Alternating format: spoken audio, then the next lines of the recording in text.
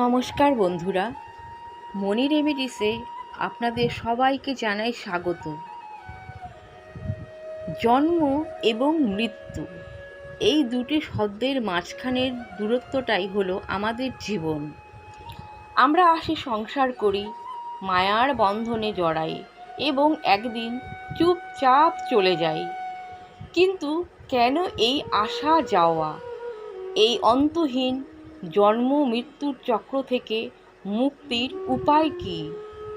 আজ থেকে ১৫০ বছর আগে কলকাতার এক কোণে বসে এই পরম সত্যের সবচেয়ে সহজ এবং সুন্দর ব্যাখ্যা দিয়েছিলেন যুগ অবতার শ্রী শ্রী রামকৃষ্ণ পরমহংসদেব এবং জগতের মা শ্রী শ্রী সারদা দেবী।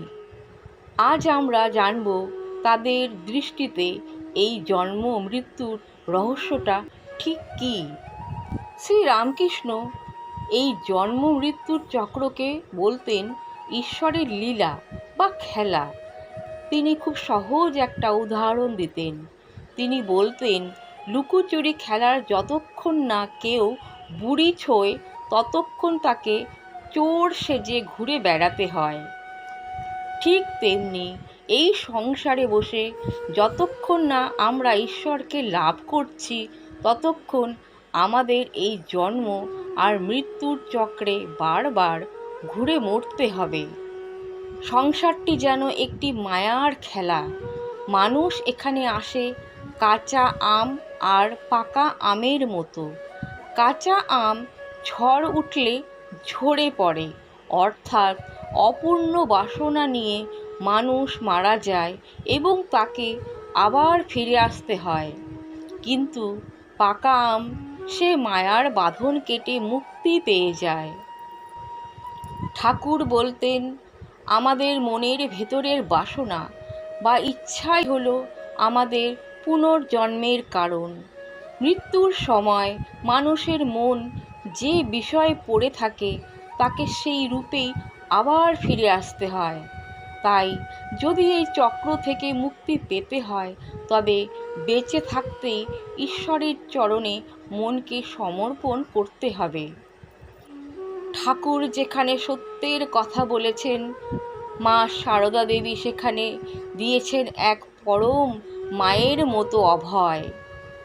মা জানতেন সাধারণ মানুষের পক্ষে সব বাসনা ত্যাগ করা সহজ নয়। তাই মা এই জন্ম মৃত্যুর চক্রকে ভয়ের নয় বরং এক পরম শান্তির পথ হিসেবে দেখিয়েছেন। মা সারদা দেবী বলতেন, আমরা এই পৃথিবীতে এসেছি আমাদের পূর্বজন্মের কর্মের ফল ভোগ করতে। দুঃখ কষ্ট দেখে ভয় পেলে চলবে না। ভাঙতে সবাই পারে, গড়তে পারে কজনে। দোষ তো মানুষ মাত্রই আছে। ওসব না দেখে ঠাকুরকে ডাকো। তিনি ছাড়া আর আপন বলতে এ সংসারে কেউ নেই। একবার এক ভক্ত মাকে জিজ্ঞাসা করেছিলেন, মা, আমাদের কি বারবার জন্ম নিতেই হবে? মা হেসে উত্তর দিয়েছিলেন, যদি ঠাকুরের উপর ভক্তি থাকে তবে আর ভয় কি? তিনি তো হাত বাড়িয়েই আছেন, শুধু ভক্তি ভরে তার শরণাগত হও। এই জন্ম মৃত্যুর চাকা চিরতরে থমকে যাবে। মা আমাদের শিখিয়েছেন সৎ কর্ম এবং জপ ধ্যানের মাধ্যমেই আমরা এই চক্রের সুতোটা কেটে পরম শান্তিতে লীন হতে পারি। তাহলে শ্রীরামকৃষ্ণ ও মা সারদার শিক্ষা থেকে আমরা কি শিখলাম? জন্ম আর মৃত্যু এ তো শুধু শরীরের ধর্ম, আত্মার নয়। আমাদের আত্মা অমর। সংসার থাকুক, কিন্তু সংসারের মায়ায় অন্ধ হবেন না। প্রতিদিনের ব্যস্ততার মাঝেও অন্তত কিছুটা সময় ঈশ্বর চিন্তায় কাটান। মা সারদার এই অমর বাণী মনে রাখুন, যদি শান্তি চাও তবে কারো দোষ দেখো না, দোষ দেখবে নিজের। যখন আমাদের মন নিষ্কাম হবে, যখন আমাদের হৃদয়ে শুধু ভালোবাসা আর ভক্তি থাকবে, তখনই আমরা এই জন্ম মৃত্যুর চক্র পার করে অমৃতের সন্তান হয়ে উঠব। শ্রী রামকৃষ্ণ ও মা সারদা দেবীর এই সহজ কিন্তু গভীর দর্শন কি আপনার জীবনকে দেখার দৃষ্টিভঙ্গি বদলে দিল? কমেন্ট করে অবশ্যই আপনার মতামত জানান। ভিডিওটি ভালো লাগলে একটি লাইক দিন এবং আপনার প্রিয়জনদের সাথে শেয়ার করুন, যাতে তাদের মনও এই পবিত্র ভাবনায় উদ্বুদ্ধ হতে পারে।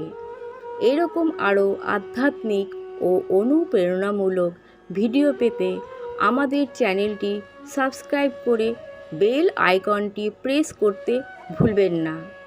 ভালো থাকুন, সুস্থ থাকুন, আর মনে রাখুন, সব পরিস্থিতিতেই ঈশ্বরের কৃপা আমাদের পাশেই আছে। জয় মা সারদা দেবী, জয় ঠাকুর শ্রী রামকৃষ্ণ।